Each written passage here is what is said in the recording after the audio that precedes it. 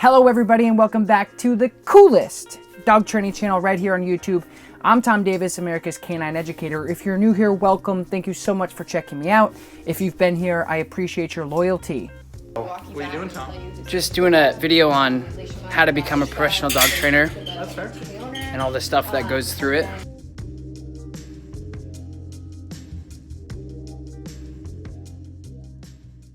Today, I'm back in my van studio, as you can see, and I'm going to give you the inspiring dog trainer, the person who wants to start dog training career, the person who wants to get into working with dogs professionally. This video is for you. I'm going to give you 3 important tips on how to boost and start your dog training career. The first thing I want to talk about is the reality of the dog training community and the reality of the dog training career. As you may know, if you've listened to any of my podcasts or listened to anything that I've done, that's why I make the vlog as well every now and then, to just show you a little bit of what it's like on a daily routine. And I think it's important for you to understand that being a professional dog trainer 100% does not mean that you're going to play and work with dogs all day. A lot of it has to do with business.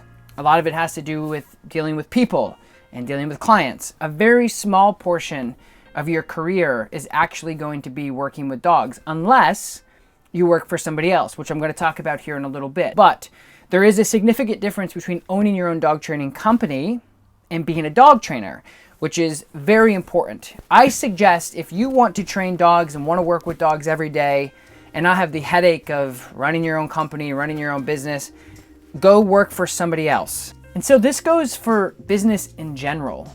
Just because you start a company or a business doesn't mean you're successful, and it doesn't mean that you're going to always do that. I would say actually statistically, the majority of small businesses fail within their first 2 years, or like 90% or something like that. It's crazy. Those are the type of things of the reality of owning a dog training camp and owning a dog training business that you have to deal with on a daily basis that a lot of people don't get to see. So again, there's a significant difference between being successful and opening up a business. Any person on the planet, any single person on the planet can start a dog training business. Any single person. Doesn't matter if you work with dogs, it doesn't matter if you like dogs or you don't. You can start your own dog training business. But there is a significant difference between slapping a logo on a card and on a hoodie and having a Wix website and saying, here I am, I'm a dog training business, and actually being successful. And success in measurement, in business sense, I would say, is making money, making revenue, not just paying the bills, not just getting by, because you can only do that for so long. I did that for a very, very long time, but I put myself in a situation where I committed to the dream and committed to myself that I wasn't going to do anything else. This is exactly what I was going to do, and nothing would stop me. And I continued to be relentless. I cannot work hard enough. I don't like going out and doing all of these other things. Actually, I do. But the problem is I don't find that productive. I don't find that progressional. And every single day I have to do something progressional. I have to do something to better me and what I want to do. But that's my personality. That's just the type of human I developed into. I think what I'm trying to say is there's a lot of younger dog trainers going to school, or aspiring dog trainers, and I get them all year long. I get students all the time from different colleges come and shadow and join our intern program from all different walks of life and all different ages. And I think they just see like dog trainer, dog trainer, dog trainer, dog trainer, dog trainer. But you have to look a little bit further than that. Look a bit further of like, are they really successful? And I don't mean successful as how good they are on social media or how many followers they have. That doesn't accumulate success. Success means at the end of the day, are you actually making money so you can support yourself and support your family and pay your bills, etc. So just know that there's a significant difference between the two. And many, many people that I know that I've watched start a business aren't successful. And that doesn't mean that they don't love what they do. And that certainly doesn't mean that they're not enjoying what they do. It just means at the end of the day, they're not making any money. And so that's just a little information going forward, that it's definitely very, very, very, very, very hard to survive in this industry and make actual profit. And I'm not saying about like how much is in your bank account.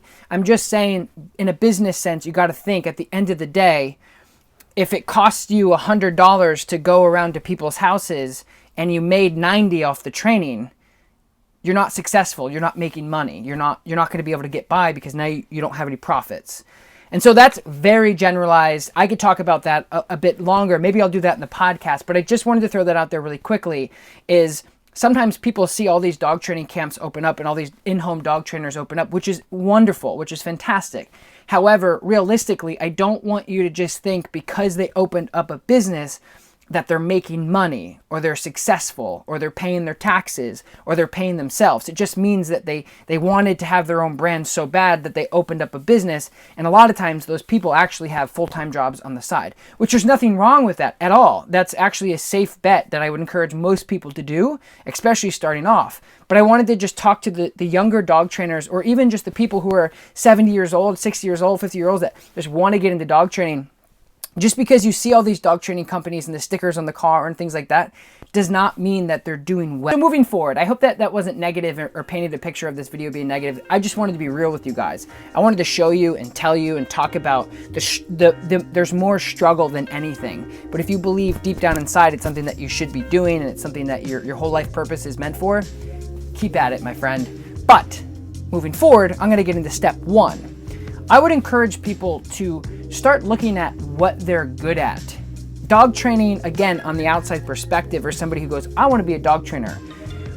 Example, I don't do a lot of obedience training. It's not my specialty. What people come to me for and pay me for my service is behavioral work on how to build a better relationship with their dog and how to fix these behavioral issues that a lot of other people can't, or especially the dog owners cannot. And so I'm a specialist in what I want to do and what I'm good at. I don't try to do anything else that I'm not that great at. Can I do obedience and competitive and compete? Sure, but I don't spend the majority of my time doing these things. What I do is I specifically do the things that I'm good at that makes me the happiest, which is behavior modification. So I would really audit who you are, what drives you, what makes you want to work with dogs. Do you want to work with service dogs? Does that fulfill your needs? Do you want to work with therapy dogs? Do you want to work with obedience training to help people with competitive stuff? Do you want to work with pet owners just doing basics and little behavioral stuff? What do you want to do? So I would be focusing on exactly what you want to do. Do you want to deal with behavior modification cases, the dogs that are killing other dogs, trying to kill other dogs, trying to bite people, trying to go after people, fearful stuff? That's the stuff that literally gives me goosebumps. When a dog walks in that uncontrolled, I can't wait to work. I can't wait to start. That's the stuff I focus on. I don't try to do all this other stuff. I have other trainers. I have full staff of trainers that a lot of people don't even see. We have 10 other people in our business that do all the other stuff that I'm not the best at, or I'm not comfortable with doing, or it just doesn't drive me. And so when you're thinking about getting into the dog training world, be open to everything, but when you start getting serious about what you want to focus on, dial it in to say, I want to specifically do this. Because I find in life in general, if you focus on one thing and you devote your time to that one thing because it makes you the happiest, you're going to be the best at it in your game. Second tip would be watch as much content as you can, read as many books as you can. I unfortunately, I'm not a big reader. I'm not. I like the idea of reading. I'm just being real with you guys. Is my brain, like, I'm so all over the place that I can't sit down and read something and benefit from it. My brain does not cognitively register that stuff and stick. I have to do something. I'm a practitioner. I have to do something in order for me to learn how to do it. Because there's a lot of people who will learn the opposite, is they have to read literature in order to put that into their bank.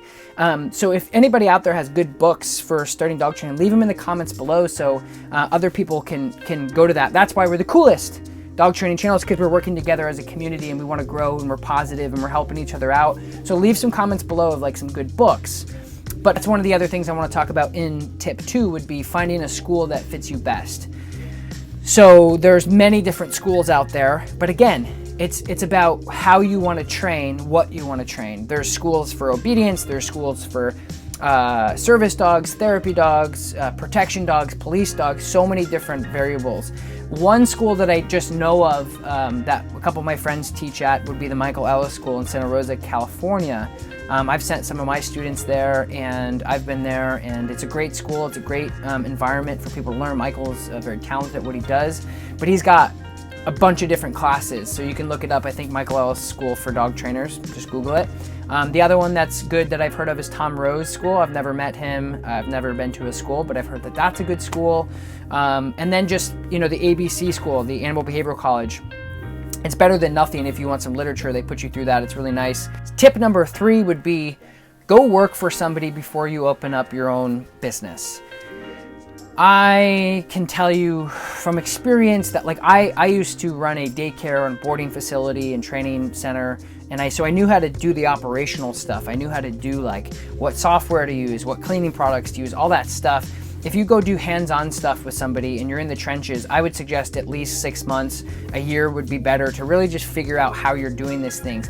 I would also highly suggest when you do these things, mention to the owner or mention to the person that's in charge, hey, at some point, my goal is to open up my own place, because that matters. Because I can't tell you how many people have come and shadowed me, and I've poured my entire guts to about everything, which I don't mind doing, and then they go off and start a dog training program down the road or whatever. It's the principles of I would have liked to known that was your intentions of doing these things, because it would have been a different relationship, because then it kind of goes, sometimes it goes sour after that, where you spend so much forming these people and then they just go, which really isn't good, because the dog training world is very small, and if you burn bridges, even just one, that connects to a lot of different things. So if you are going to go work for somebody and your intentions is to go do your own thing, I would mention it. I think it's a respect thing. I think it's important to tell that person, hey, I want to give you my all. I want to learn. I appreciate it. And in the future, I'm probably going to want to do something my own in the future, maybe somewhere else. And it's not just about techniques and dog training. It's if you're going to start your own business, how to run a business. Because again, going back to what I was talking about in the beginning, there's so many people who are the best dog handlers, maybe even the best trainers in the world, super talented people, but they fail and they fall flat on their face when they open up a business, because opening up your own business is so hard. Over 90% of businesses in America fail. It's so hard to get by and actually make money and be successful in the United States with opening up your own. It's the American dream. Everybody wants it, but it's so hard to get. So in conclusion, guys, work hard. Do the right thing always, and focus on what you're good at. And I'm in my moving studio, which I plan on taking the road this spring, but I'd like to be on the road more. I'd like to actually travel the country a lot more and work with you guys, helping you out with your business, doing dog training seminars, etc. If you want to support that, like this video, leave a comment below. Let me know what you think of this video, and just say, hey, great video, good job, sweet sweatshirt from my buddy Tyler. Stuff like that, because it really helps encourage me to continue to do these videos, and I'm going to keep doing them. And again, I'd like to travel the country a couple times a year and work with you guys from coast to coast and be with you guys. And the more people who know about this stuff and the more people who support it, is ammunition for me. So comment, that's the way you can support me. Thank you guys so much for listening to me rant and help you guys out with 3 tips on how to become a dog trainer. I appreciate you guys. I will talk to you next time. Peace! Give you a quick example of some of the daily stuff that I'm talking about. This is my mobile office outside of my other office. But it's really look what the cat dragged in. What's up? Zach. Thomas. Zach. Thomas. Taylor. What are you doing? About to go get one of the puppies and put them on the treadmill. See, that's what Chris does. And then we have 30+ dogs in here, plus everything here, plus whatever Taylor's saying. There's a lot going on all the time. So, just doing a video on how to become a professional dog trainer and all the stuff that goes through it. Like puppy police prospects. Right, Chris? So anyway, 3 other staff with 30 plus dogs. All of that responsibility, mine. So just a little insight there.